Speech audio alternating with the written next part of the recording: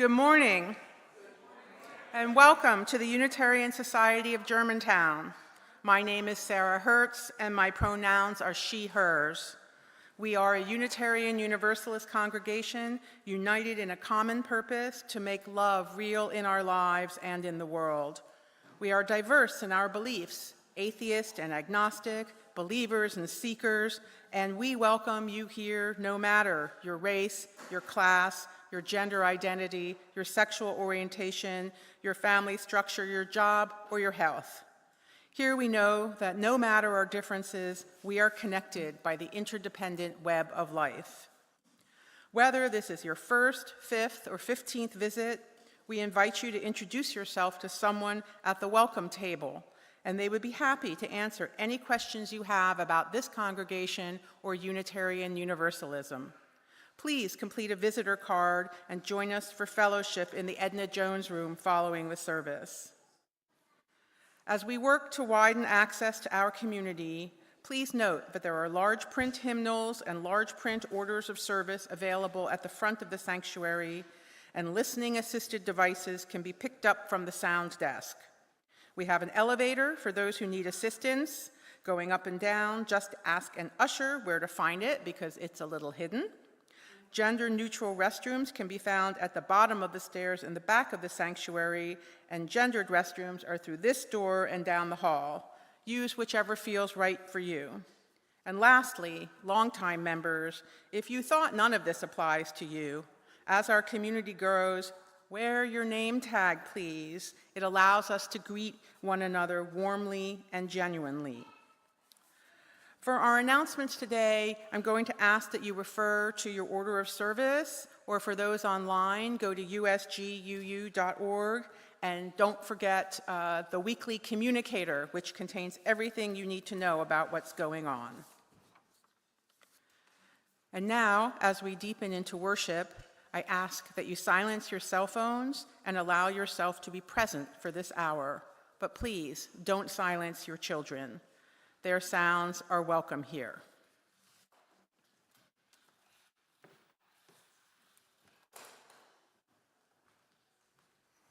Good morning. My name is Stearns Matthews. My pronouns are he, him, and I serve this congregation as its Director of Music Ministries. And our call to worship today comes from Amy McKenzie. Welcome to this common, sacred space. Common because we are all welcome. Sacred because here we transform the ordinary and attend to the profound. We carry with us our regrets, doubts, fears, stories, laughter. May they inspire our worship. Above all, may we meet what we each need most to find on this day in this common, sacred space. We're so glad you're here.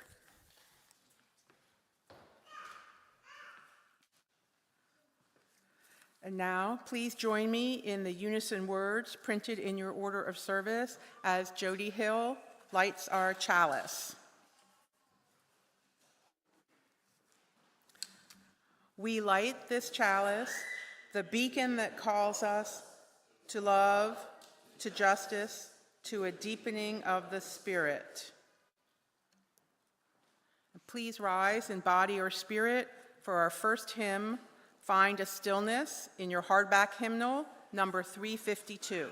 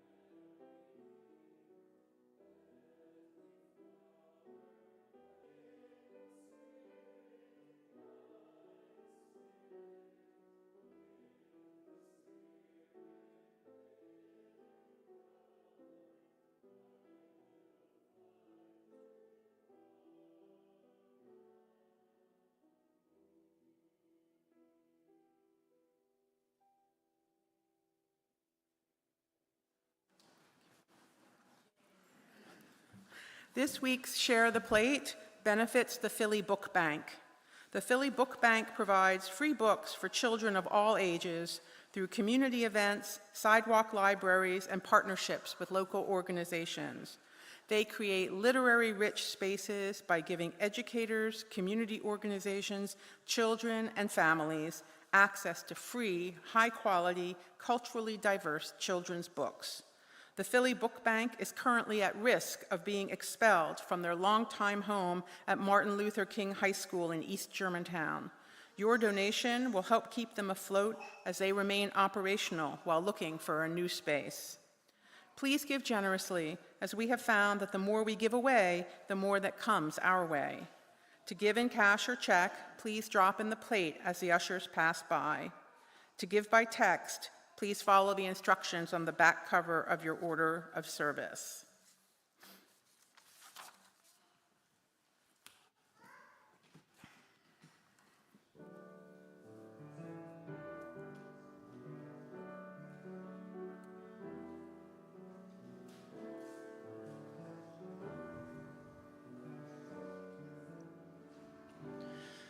Let the river rock you like a cradle. Climb to the treetop, child, if you're able. Let your hands tie a knot across the table. Come and touch the things you cannot feel.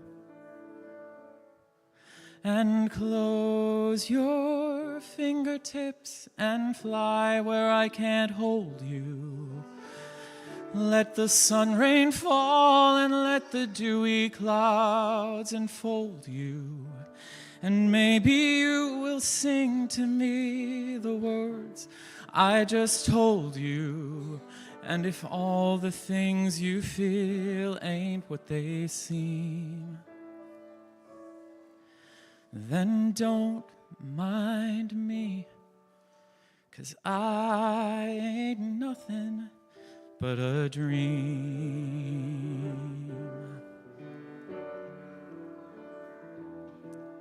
The mockingbird sings each different song.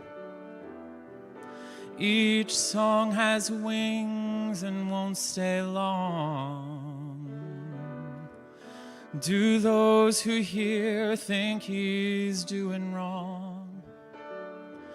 While the church bell tolls its one-note song, and the school bell is tinkling to the throng.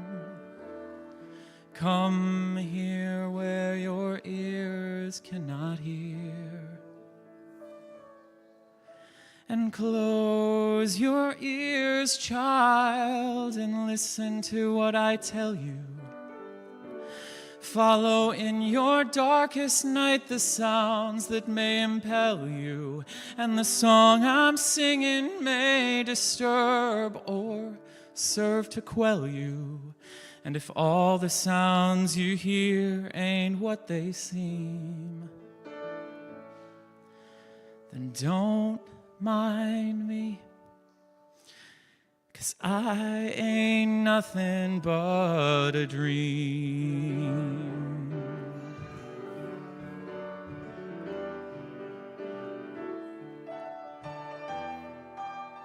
'Cause I ain't nothing but a dream. And you can follow. You can follow.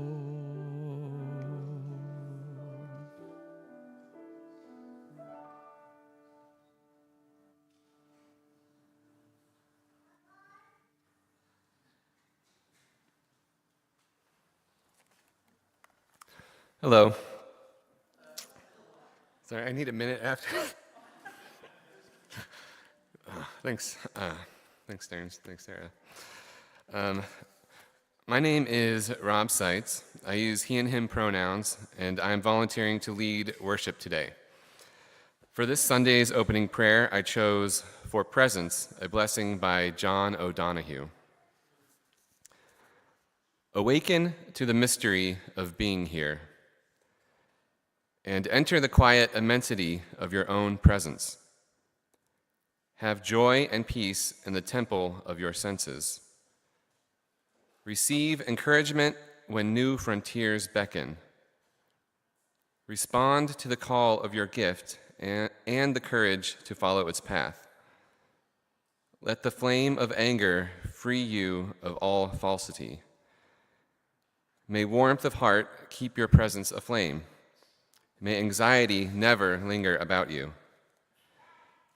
May your outer dignity mirror an inner dignity of soul. Take time to celebrate the quiet miracles that seek no attention. Be consoled in the secret symmetry of your soul. May you experience each day as a sacred gift woven around the heart of wonder.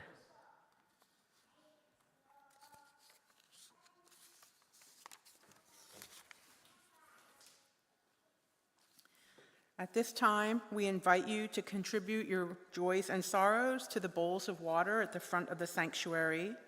Choose a smooth stone or a pebble and place it in the water to absorb your pain or ripple out with your joy. And we get the gift of Stearns playing as we process.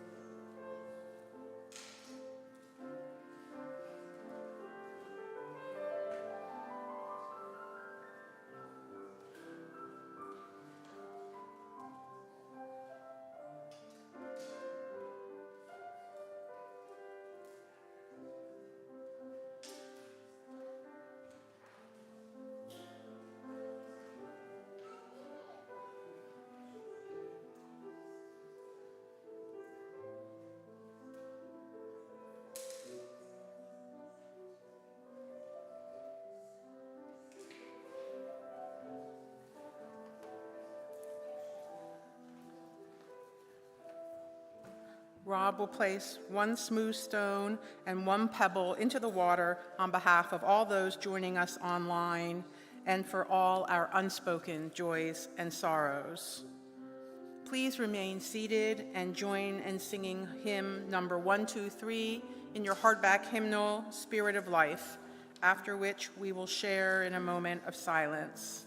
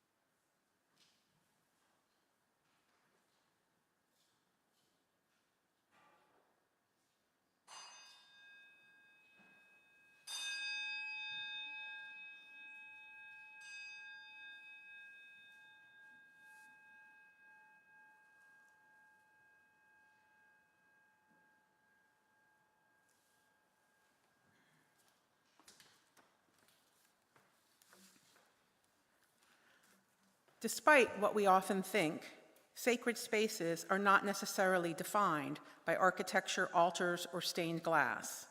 Instead, they emerge unexpectedly in places transformed by the depth of our presence, emotion, and shared experience. When our friend James died at home, his wife invited us to gather in their dining room. But in those hours, sitting with James's body, sharing memories, singing songs, and being in community, that ordinary room became something much more. It became a sacred space, and this experience remains a sacred memory for me. We gathered not just to remember James, but to support one another, to honor his life, and to participate in something beyond the ordinary rhythms of the day. That small, quiet vigil was far more meaningful and personal than the more traditional Catholic funeral that followed. It showed me that sacredness arises through intention, presence, and the emotion embedded in shared human experience. Sacred spaces are often defined by rituals that help us mark transitions, express our values, and connect with something larger than ourselves. These rituals might be centuries old or freshly made in the moment, whether it's placing a pebble in the bowl of water, sharing vows, or singing the children out. These acts can create a feeling of sacredness that stays with us long after. In fact, when I first started attending USG, I would choke up and get goosebumps every time we sang those kids out. That one ritual was that powerful in the sanctuary here, but outside, in the warmth of the sun, surrounded by lush green. That ordinary patch of earth became a sacred space through the rituals of our ceremony and the presence of our beloved community. The words we said and the actions we took that day connected us to each other and to the long human story of love and commitment. A sacred space is created by what takes place there: the gathering, the remembering, the loving, which means that in every ordinary space, we have an opportunity to experience something sacred. This reading is by Linda Susan Ulrich. Rivers and streams follow their own courses, but the water molecules are indistinguishable. No one would confuse a candle flame for lava, yet in each the fire dances. An invisible force both knocks down trees and holds birds aloft. The air remains indifferent to its uses. Diamond, desert, Denali, and dirt each tell their different stories, all with the earth as protagonist.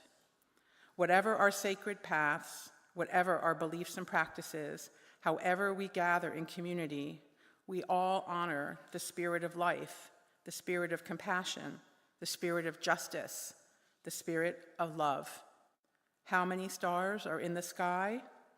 All of them. Blessed be.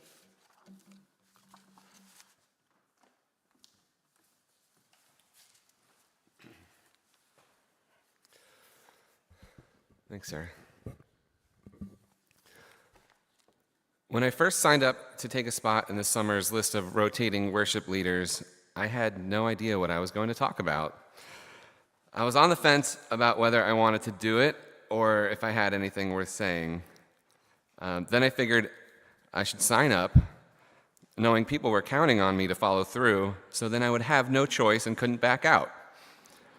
So I thank you for this opportunity to get out of my comfort zone a little bit today. The theme of this service is creating sacred spaces. Originally, I felt unsure if I was an expert on the topic or if I had enough to say. Then I had an experience where I realized I don't have to talk about this practice in an academic way. I can just tell stories. So I'm not going to get into definitions of sacred, especially since I consider myself to be an atheist or a humanist who finds meaning in rituals, especially pagan and earth-honoring seasonal rituals. And that could be a very long conversation. But just in case you are an atheist, a pagan, or a mix of the two, please know that you are more than welcome here at USG. We have a humanist group and we have an earth-honoring and pagan ritual group. So, one day I went for a walk through my neighborhood. It was a rare occasion where I was by myself without my wife or kids. So that's a sacred time in and of itself. I was going on a short errand, but decided to wander through the Wissahickon Woods as a long cut, as we say, to get to a shop to buy a gift for a friend. Once I was in the woods, I had a distinct feeling that I was in a sort of timeless zone, like deja vu or a lucid dream. The Wissahickon is sacred to the original inhabitants, the Lenape people. It's also home to the cave of Johannes Kelpius and the Rosicrucians. They were a small band of German mystics who hung out in the woods studying math, music, and astronomy in the late 1600s. My family and I have sat in this cave on many occasions, lighting candles and sharing our hopes, dreams, and fears. Then my path took me past a natural spring where I scattered my friend Steph's ashes a few years ago. She died at the age of 35 after being diagnosed with cancer at 25. After her death, her mother gave her close friends little plastic bags of her ashes. I held on to them for years, waiting for a time and place that felt right, but that time never came. Eventually, I realized that I was stalling because a simple scattering of her ashes didn't feel big enough to match the impact of her life and artistry. A few months ago, my daughter and I used chalk to draw a labyrinth on a circular walkway there. We did this in honor of my nephew, Lenny, who had recently passed away. I wanted to mourn and celebrate him since it would be a week or so before the funeral. We carried cherry blossoms through the labyrinth as we walked and watched them gently slip through our hands. It was a reminder that our bodies are a temporary collection of natural materials, and our lives are a series of interconnecting stories. We walked to the center, said goodbye, and tossed the petals into the air and watched them be carried off by the wind.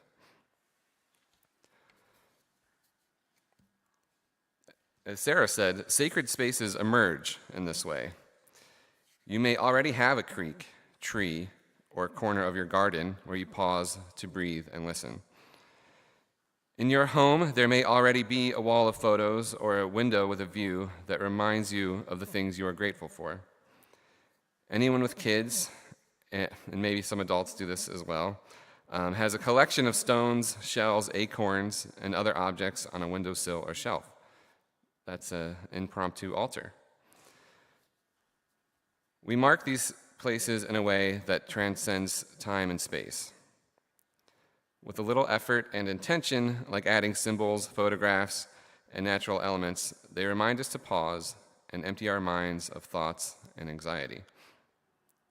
Or they give us the courage to take action, knowing that we are part of a lineage of ancestors and families who have danced by fires and swam in rivers for centuries. These spaces can be private, or we might invite people to share them with us. They might be temporary, or they might last several years, decades, or lifetimes. The good news is there's no wrong way to create them. They can be enhanced with religious imagery or prayer, but they don't depend on it. You only need to bring yourself to where you already are and leave something behind.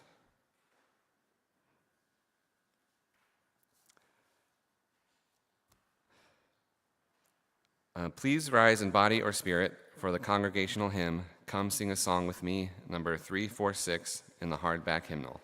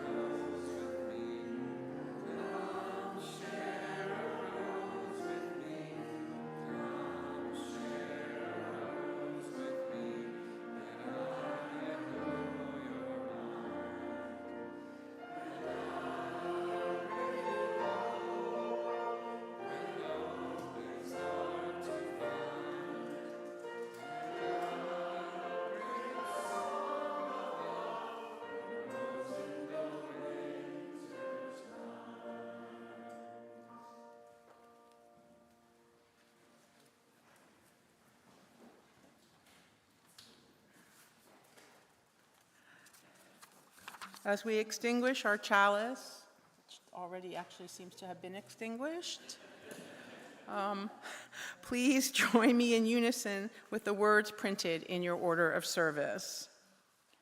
We extinguish our chalice, but the flame remains in us as we live into the mission of this congregation, building beloved community with compassion, service, and empowerment.